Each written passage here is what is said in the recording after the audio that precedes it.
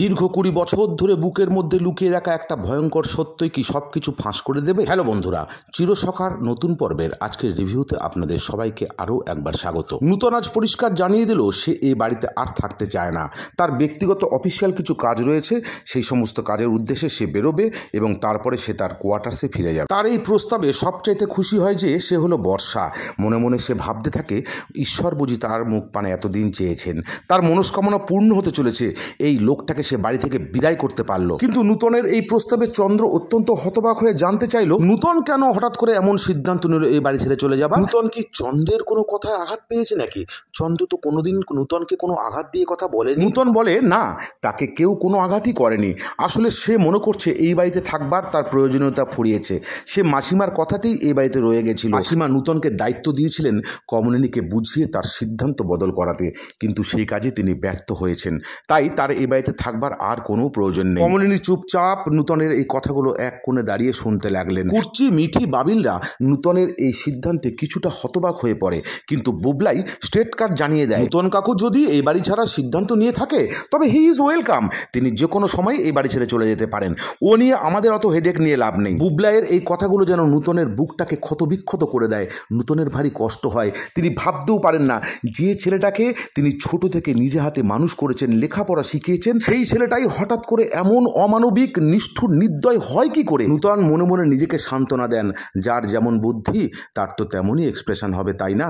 এরপরেই সবার সন্দেহ দূর করে নূতন ঘোষণা করেন যে তিনি ডলকে বিবাহ করতে চলেছেন। নূতন কাকু ডলকে বিয়ে করবে?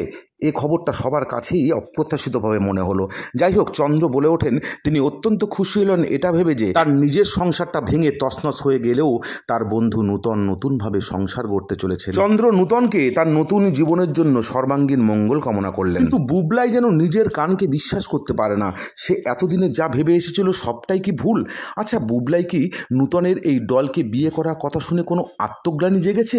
যাই হোক, সে খবরটা বোধ করি একমাত্র উপরবেলাই জানবেন। ওদিকে পরের দিন ভোরবেলাতেই দেখা যায় বাড়ি ছাড়ার জন্য প্রস্তুত কমলিনী নিজের লাগেজপত্র গোছাবার পরেই একটা চিঠির দিকে অত্যন্ত মনোনিবেশ করে দাঁড়িয়ে রয়েছেন। সে সময় কুর্চি তার ঘরে ঢুকে পরিস্থিতি বুঝতে পেরে বলে সে জান থাকতে সে তার বৌদিমণিকে কিছুতেই এই বাড়ি ছেড়ে চলে যেতে দেবে না। কমলিনী অত্যন্ত শান্ত গলায় জবাব দেন কোন অধিকারে তিনি আর সেই বাড়িতে থাকবেন। তাকে এ বাড়ি ছেড়ে চলে যাবার পরোয়ানা তো ঘোষণা হয়েই গেছে। কুর্চি তখন প্রায় কাঁদো কাঁদো কণ্ঠে বলে কমলিনী শুধু তার বৌদিই নন, তার প্রায় বন্ধুর মতো। সেই বন্ধুত্বের দাবি থেকেই সে তার বৌদিমণির কাছে জানতে চায় তার দাদা কি এমন অপরাধ করেছে যে ঘোরতর অপরাধের কারণে তার বৌদি বাড়ি ছেড়ে চলে যেতে চাইছে। কুর্চির অসম্ভব পীড়াপিড়িতে এক প্রকার বাধ্য হয়ে কমলিনী শেষ পর্যন্ত একটা চিঠি এগিয়ে দিয়ে তাকে বলে তার সমস্ত প্রশ্নের উত্তর এখানেই আছে। চিঠিটা হাতে নিয়ে পড়তে গিয়েই চোখ প্রায় কপালে উঠে যায় কুর্চির। সোহিনী নামের কোনো একটি মেয়ে চিঠিটি লিখেছে।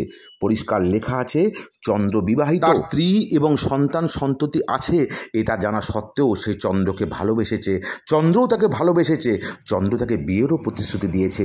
কিন্তু চন্দ্র তো সে কথা রাখছে না। তার বাড়িতে তার বাবা মা এখন তাকে বিয়ের জন্য পিড়াপিড়ি করছে।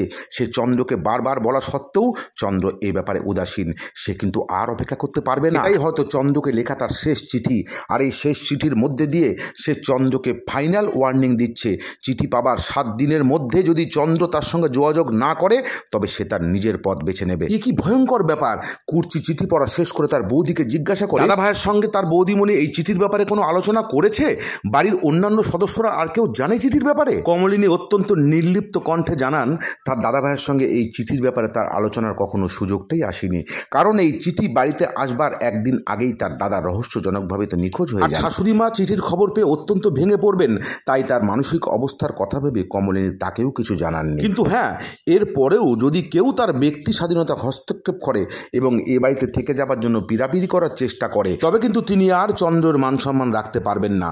তিনি এই গোপন চিঠিটা সবার সামনেই ফাঁস করে দেবেন। ঠিক এই সময় মিটিল ঝড়ের বেগে ঘরে ঢুকে জানায় মেঘালয়ের সমস্ত হোমগুলোতে সে খোঁজ খবর লাগিয়েছিল, কিন্তু চন্দ্র আঙ্কেলের সমস্ত বিবরণ শোনবার পরেই তারা জানিয়ে দিয়েছে অমন চেহারার অমন বয়সের কোনো লোক কোনো কালেই তাদের কোনো হোমেই ছিল না। আর মিটিল পরিষ্কার জানিয়ে দেয় এই চন্দ্র আঙ্কেলের অ্যাক্টিভিটিস নিয়ে তার তার মনে কিন্তু যথেষ্ট সংশয় রয়েছে, কারণ সেও কিন্তু নিজে সাইকোলজি স্টুডেন্ট। আর কমলিনী আন্টির বাড়ি ছাড়ার প্রসঙ্গে মিটেল জানিয়ে দেয় কমলিনী আন্টির এই বাড়ি ছেড়ে কোথাও যাওয়ার প্রয়োজন নাই। আইন স্মরণ করিয়ে দিয়ে মিটিল বলে কোনো স্ত্রী চাইলে তার স্বামীর সাথে নাই থাকতে পারেন, কিন্তু তার শ্বশুর বাড়ি থেকে কেউ তাকে তাড়িয়ে দিতে পারে না। কমলিনী কি করবে এখন?